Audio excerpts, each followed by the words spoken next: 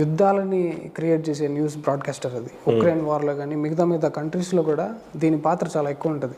ఏ రకంగా అంటారు? మీరు గర్నియా ప్రెసిడెంట్ చూడండి, ఎలాన్ మస్క్ని చూడండి, ఎవరిని వదలలేదు వీళ్ళు.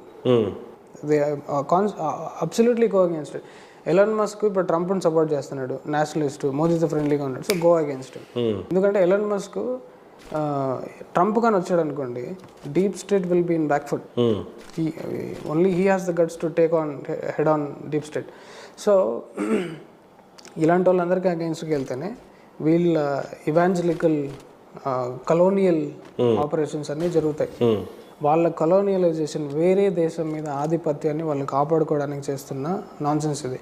దాన్ని ఎందుకు కాపాడుకోవాలి? వాళ్ళ దృష్టిలో ఇండియన్స్ అంటే పాములు పట్టేవాళ్ళు, పేదలు, ఎందుకు పనికిరాని వాళ్ళు. వాళ్ళు చూసింది అదే. చెట్టు కింద ఒక మనిషి, ఒక యోగి ఇట్లా బ్లిస్ఫుల్ స్టేట్లో ఉంటే దే డోంట్